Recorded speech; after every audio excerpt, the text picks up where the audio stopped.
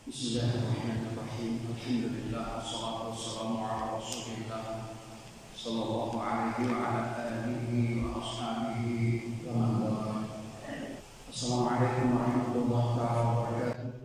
Artinya sebelum mengucapkan karam pertama dari sisi kunci orang kunci coba itu orang ibu orang Barakah dan uji coba itu orang pemimpin dari orang jadi saya akan taruh dari Barakah jadi orang kamu pilih orang yang tahu tahu orang dari uji itu orang tersebut namanya orang taruh orang nama dari uji coba kita uji orang Islam orang Insyaallah Insyaallah ada jadi dunia dan semua orang kita kamu kalau bawa ini awak berkata baik berkata kalau itu ada ini manusia Lalu Islam dan teman satu kategori Islam Muslimin beragama berbeda banyak itu ini kesyukur yang muafak digagal. Terus dimulai resiko komunikasi, atau salah jualan mesti orang muslim bersyukur dari sekolah musuh dengan bersama seperti yang saya berkata orang muslim khususan amal musuh bersama dengan amal jadi antara Islam koordinasi khususan ini masih makas koordinasi Islam dari ini amalnya bersama amal para kata sahabat bisa diberi beliau akhirat masih juga masih masih Muhammad Ali wa sahbihi ajma'in amin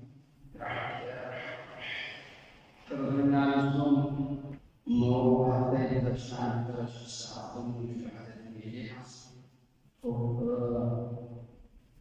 pada ini pada jiwa rumah pada ini urezio pada pelo parola fiu pada pelo naho pada ini mau ada ini yang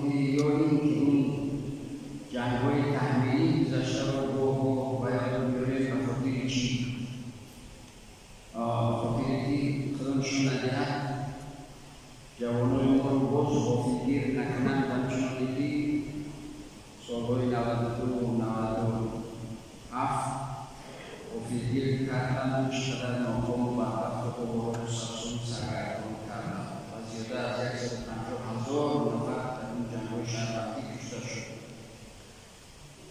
cantik hasil Januari Desyawal di Sarpano Oro Sargato wa cantik hasil yakin di Oro Sargato ini nama bakio desa Rasulullah Oro bocah misal kalau kita jauh nadidan dikunci dan bahusai pasal ke akhir didan mau mengajar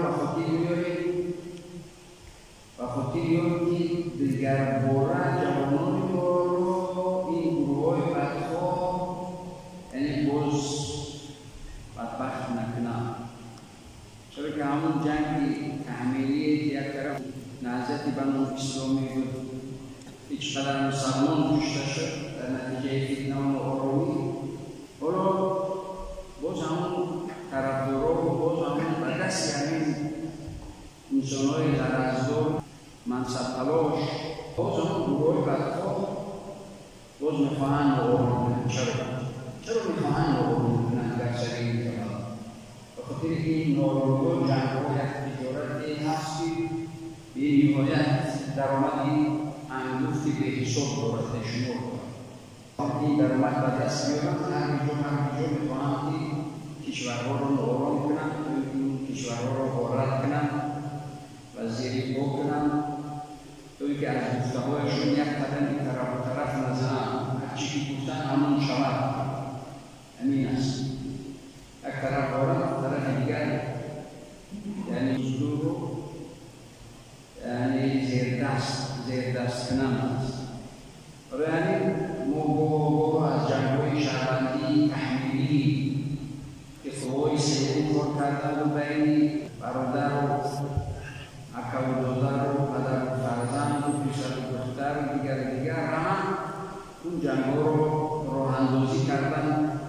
شده از میلیون نفر این وطن عزیز محبوب رو سرگردان چه داخل کشور چه خارج کشور تو افغانستان دیگر جو آوارا و سرسان سرگردان شدن. اون وحدت ملی یعنی سال 97 27 ماه جوری که باید فعلا قرار داره در این ماه ایون یعنی امضای سال استقرار و وحدت ملی امضا شد.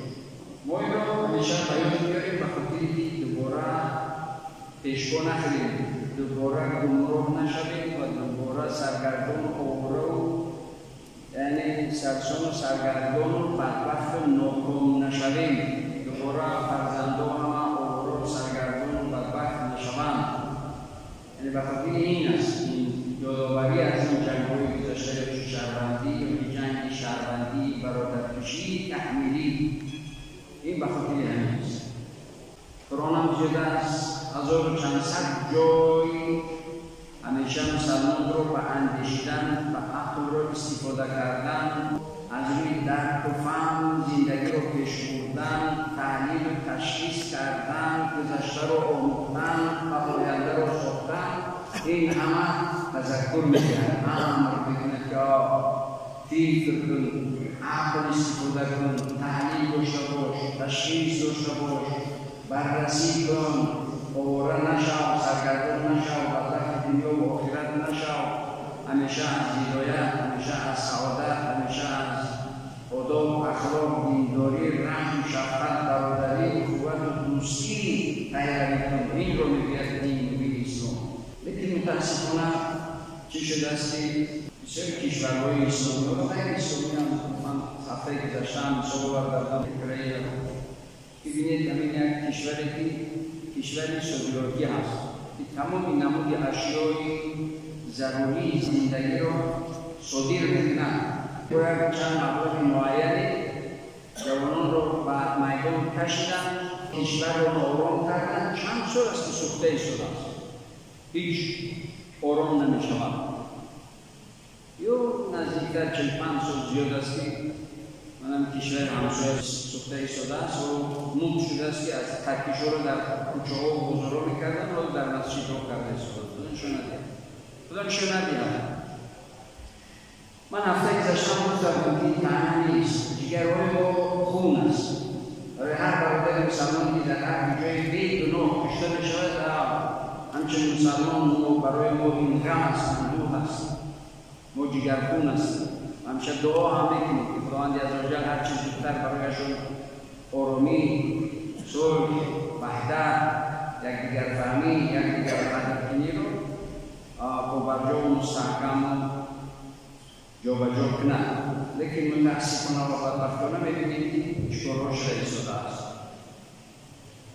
برای همین ما جنگ‌های شهروندی گذشتن و آرامی‌های سال‌های گذشته را به یاد بیاریم تا اینکه یک کشور آرام و آباد و پیشرفته و ترقی کرده داشته باشیم، هیچ دشمنی هیچ خللی وارد نکند.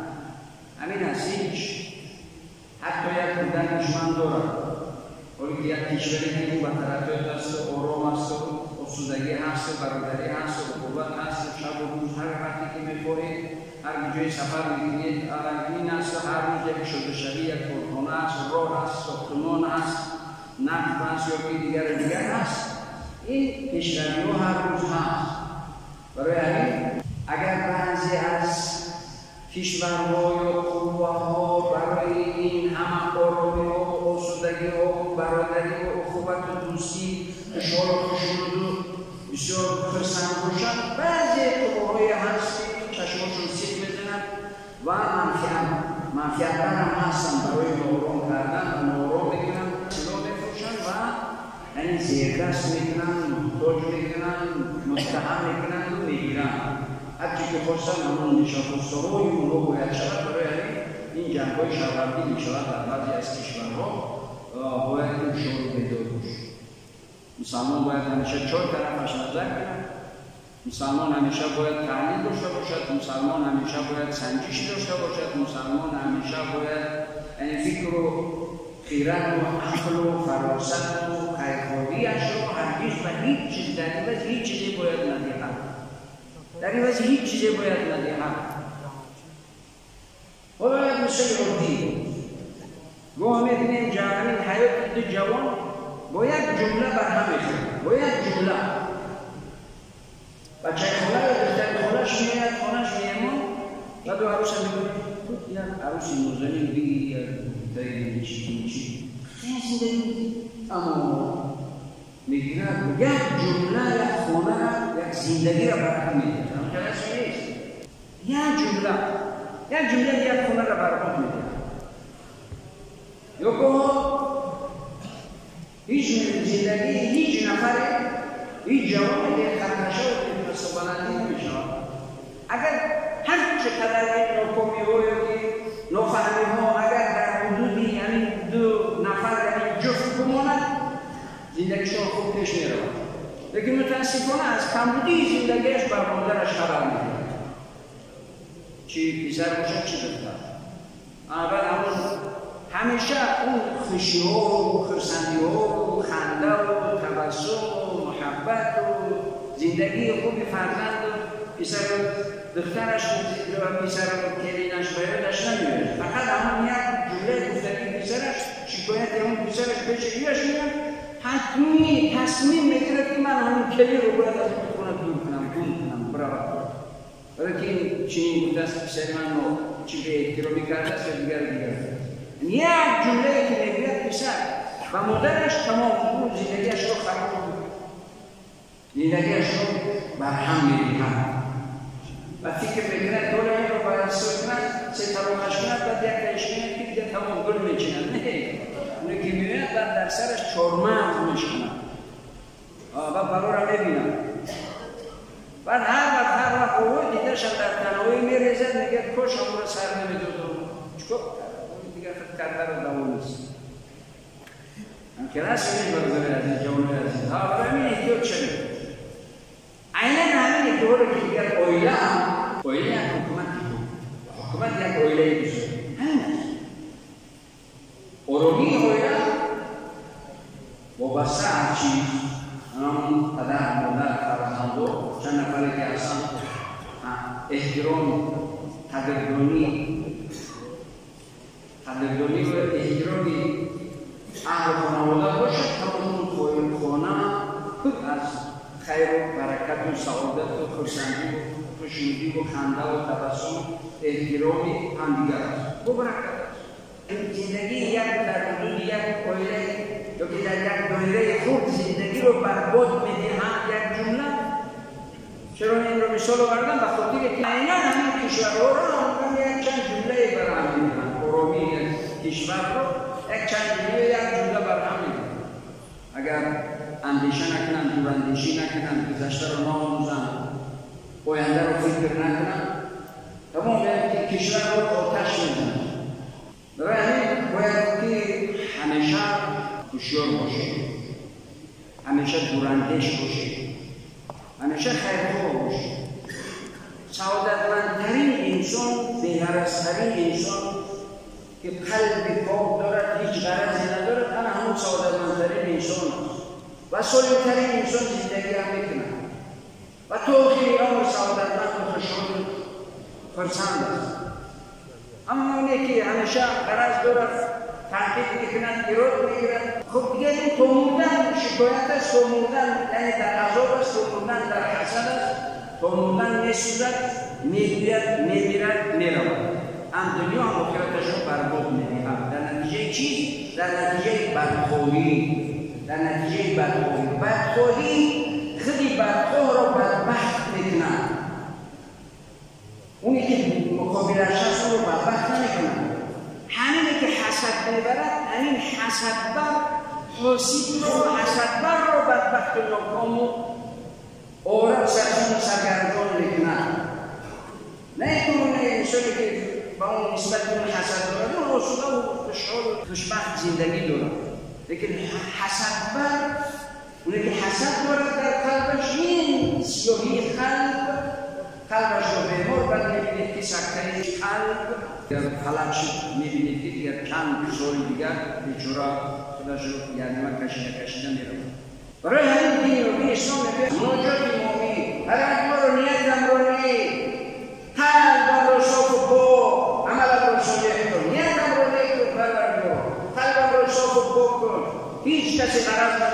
رو هیچ کسی بدخواه نباشد. بدخواهی مردم بدبخت است. بدخواهی بدبختی است برای انسان. همیشه کشور خیرخواه حتی رو ببینید برادران انسان خوب دقت بکنید. به مورد رو دیدید آبو پروردگار شکری کمیلا و جلش اتفاق معیوب رو دیدید حالش نخندید پروردگار شکرانه که من در حال نیستم. شکرانه پروردگار که من مثل اون نیستم اون رو کمیاب صحتش بده سلامتیش بده کمیابیش بده. زن حامله رو دیدید که بزرگ راه می رود بگوید که پروردگار رو فرزند صالحش بده. این حامله داره یک فرزند بده که سبب روشنای چشم افتخارش در دنیا و آخرت از تو هیچی نمی رود. در نتیجه این خیرخواهی تو پروردگار برایت سعادت دنیا و آخرت می‌دهد. کسی را دیدید فرزندش عذاب و آزار و اذیتش می‌دهد بگوید که پروردگار فرزندش هدایت کن، فرزندش را نیک بگردان، فرزندش را صالح کن. نگو سزایت این است. کرده‌هایت را دیدی پدرت آزار داده حالا دیگر فرزندت آزارت داده ایستاده است. نگو تغییر نکن. خیرخواه باش بگو پروردگار فرزندش را نیک کن. فرزندش را صالح کن. فرزندش را فرزندی نیک و صالح بگردان. ارزدار را دیدید نگوید که خالد از این بدتر بگوید که پروردگار از خرج نجاتش بده کامیابش کن. با این همه خیرخواهی خودم تمام خیرخواهی‌هایت در زندگی برایت برمیگردد. تمام بدخواهی‌هایت برای خودم برمیگردد. در این هیچ شک و شبهه نیست. آرزو کنید که پروردگار من رو از بندگانی نیک نکوکاری مفیدی منفعتناکی حداقل به‌ضرر برد. تمام خداوند عزوجل سعادت دنیا و آخرت رو می‌دهد. چرا که این نیت این قلب نظرگاه پروردگار است. پیامبر علیه السلام میگه ان الله لا ينظر الى صوركم و اموالكم ولكن ينظر الى قلوبكم و اعمالكم.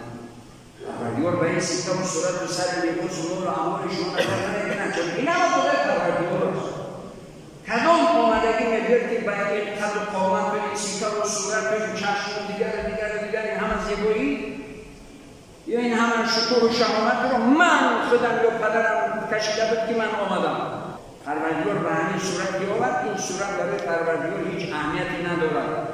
این قد و قامت و شکل و سیکه و صورت حتی که مال و اموال هیچ نزد پروردگار هیچ قدری ندارد. پس نظرگاه پروردگار چی هست؟ و نیتت قلبت نظر می‌کند و عملت اجر خداش یا عقاب و عذاب موافق به نیتت مطابق به نیتت پروردگار با تو مناسبت می‌کند.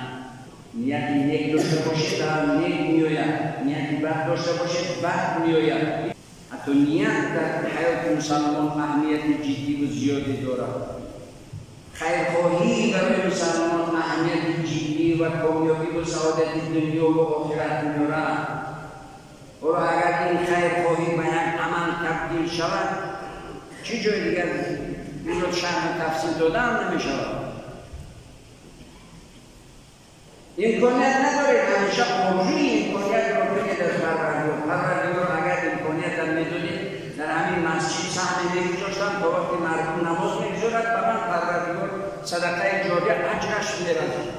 اجرش میدونید امکانیت هم بودید ثواب رو گرفتید ولی که عملیش چند برابر ولی که فقط بانیت یک ثواب نگیرید عملیش دو 10 ثواب اگر رمضان باشد تا 800 ثواب.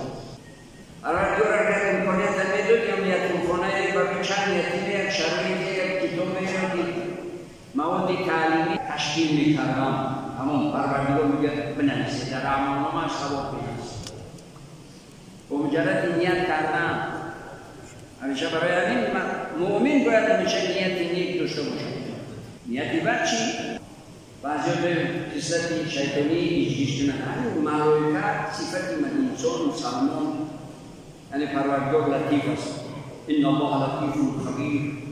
پروردگار باید مهربان است. ما بنده پروردگار هستیم، حداقل در حد امکانیت میخواد باید که مهربان خیرخواه باشیم یا نباشیم. شیطان فتنه انگیز است. شیطان فتنه انگیزی میکنه بین زن شوهر و بین اخو و دادر و بین همکار و بین همسایه و بین دیگر کارش وظیفه شیطان همیشه فتنه انگیزی ناآرام کردن است. و بعضی‌ها می‌بینید این کار شیطان وظیفه شیطان رو اصلا کرده. خب که دیگه ایتالی هستیم به خدمت چکید دیگه باید مردم بخیزن که ناآرام کنن که با کوچه ها بریزن که دیگر کنن خانه‌های قرآن میخواد و خنده‌های کودک همه رو آتش بزنن و دیگر اونه که از خارج بیجی میگیرن معنی برشون همین است دیگر چی دیگر نیست و برای چی اونا میبینن این گفت رو خودی که خوبی نه جاسوس هم چند کردگوش و چند کیسه پول خوندگی هستن متهمن باید بگویم نگویم اون بچه رو چش نیست برای در آغوشش هم تأمینش کنند و هم خوراکش بدهد هم تمام وسایل شرفترین وسایل اخبار زمانگی رو تأمینش کنند که از اونجا برنامه ها پخش کنند اونم مقصد دارد میخروند میبشوند چند سال دیگر بونگاه بخیزد تمام نخیزد بگیم که چکارش میکنند نگوید بگیم که چکارش میکنند همون روز ما از هیچ کس متهم نیستیم ما از هیچ کس نخوردیم که خانه خود را نارام و خود را فرزندان و آیندگان را بدبخت کنیم و بعضی از جوانان که درد ندارن فهم ندارن تشخیص ندارن تحلیل ندارن نمیبینن که چقدر کشورها نارام از این نارامی ها چی دیدن کی از این نارامی ها مصدقی دید ولی همین نخیزم کروی انجام میدن یعنی وظیفه شیطان رو جلو یعنی در صورت انسان وظیفه شیطان بجرم همون سالهای نارامی موضوع رو بودن در میدان نزد مردم پیش چشم مردم نشان دادن تا اینکه مردم همدیگه را کشتن اما شدن مردم موضوع رو ببینن دفن میکردن میخواستن میامدن دست میدادن میخواستن میرفتن هم عرصه زندگی کشور نمیسود همه اوراق سرسان و سرگردان نمیشد لیکن ببینید که چقدر برنامه‌ریزی ها کردن که موضوع بودن در میدان دیگر حیاروی و بین دو گروه بزرگ بین دو گروه زیادی مردم چقدر خونریزی ها شد زیاده هست ولی که هیچ چیزی که میگیم که 150,000 چیزی رسمی و تجربه شده است قدر رو نانگوشتن به که درخشش رو نریفتن که جاشید نمیدونستن نمیدونن تو با حال بیدرک روزی 27 روزی وحدت ملیه هست روزی اعزای صلح هست و بعضی من گفتم تکرار هم شود ولو بخیر بچه ها دیگر فکر میکنند که اگه تمام دیگر حب میان حکومت نگیرن دیگر اون خونریزی نمیشد خاطر جمع در هیچ جا نشده است یک تبادلات یا تبادلات حقیقی بینید چقدر در سال 2015 قانون کجی حالی نکرد یعنی میخواست تبادلات حربی کنند چقدر رشته شد از کارمندای مقامات و دیگر تبادلات به خونریزی به تلفات همین ناآرام شد بعد گروه‌های بدخواه قبول کرده ایستادگی خب میایم داخل نشان و کار را می‌کنیم اون وظیفه‌اش فقط ناآرام کردن است ناآرام کردن خودش خودش می‌کشه همون مبلغ گذارش می‌کشه بگه تو خون تا بر خون به حد دادگی است ما اینقدر چند میلیون داده بودیم خونی دیگر بها نداره بر وقت بهای خونی را دادگی است می‌کشه اون خاطرش جمع کنه گرفته نمی‌تونه خداوند عزوجل برحمتش بگیره رحم کنه ولی عراق رو ببینید سوریه رو ببینید یمن رو ببینید فلسطین رو ببینید جسدها در زیر بینوها سیره ایستادن و جسد طفلک‌ها و زنها در کوچه‌ها سگ‌ها خورده ایستاده است او انسان خوب مسلمان کجا هست همون مسلمان همون کشورهای اسلامی دیگر که حمایت کنند همش گپ است معنی هیچ کس نشوید همون خانه آرام رو مستحکم بگیر و عبادت رو پیش رو برد خدا نشان ندید اکتیو پولی شد بعد خبر رو ببینید دیگر نمیدونی که جغرافی هیچ کس با فریادت نمیرسد در همون سالهای گرسنگی دارو که مردم خیلی جاروبی بود همون ایستا کار کردن و خوردن در همون سالو و خاطر یک چند خلطه و چند کیلو رو می‌ریختم و بعد چند تا رو می‌دادم. خیلی زیادش خوبی نیست.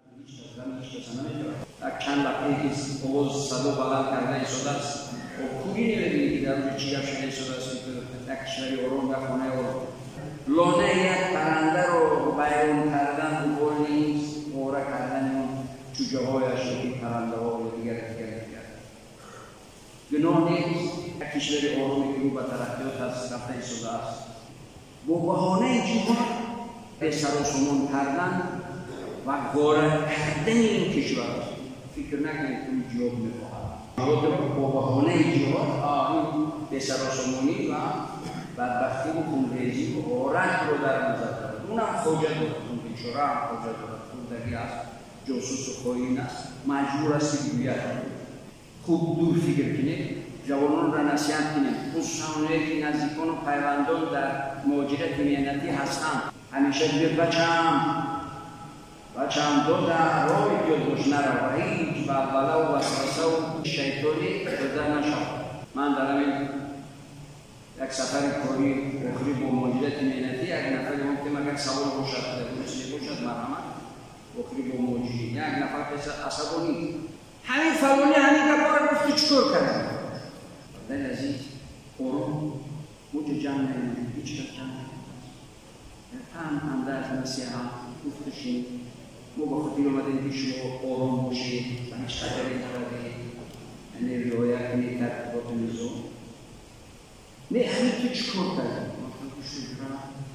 همین در قبر موندن تو رو میپرسن که فلانی چی گفتی چی گفتی در قبر اصلا میپرسن نه که نپرسن کار عربه که نمیپرسن ولی تو چی ضرورت دارد که فلانی چی گفت یا نگو اصلا فلانی رو میپرسن اصلا میپرسن که نماز خوندی عدالت کردی ظلم نکردی زنا کردی زنا نکردی پیوندان و نزدیکانت همیشه تماس گرفتی صله رحم رو پدر و مادرت رو راضی کردی این رو میپرسن که کار چی گفت اصلا نمیپرسن بپرسن من مفتی اصلا من رو میپرسن من در دنیا و آخرت من جواب میدم و تو چی من بخاطر چی این رو میگم بخاطر فتنه‌گران میخواهند آرام کنند همین است حسن به قرارت دو همین جنگ و همه تجارت است فقط مقصد نارم کردن طلب و تاراج کردن است دیگه هیچ چیزی دیگر نیست اسلام خواهند مرحمت کن است حمایت از مسلمان نمیخواهند دعا کنید برای برای در این عصر فتنه و ناآرامی ها تمام کشورهای آتشی این بطاها میسونند پروردگارا همگی را آرام آسودگی برادری اخوت محبت پروردگارا وحدت نصیب رو بگردان وحدت ملی ما را دائمی رو بردوام نصیب رو جهان بگردان پروردگارا هرگز این آرامی این آسودگی و این پیشروی ها را از ما مگیر دستهای ما را خالی مگردان دعاهای ما را به درگاه قبول بفرما همه ما دستی امید و سوی خدت برداشته ایم سعادت دنیا و آخرت را نصیب رو همه ما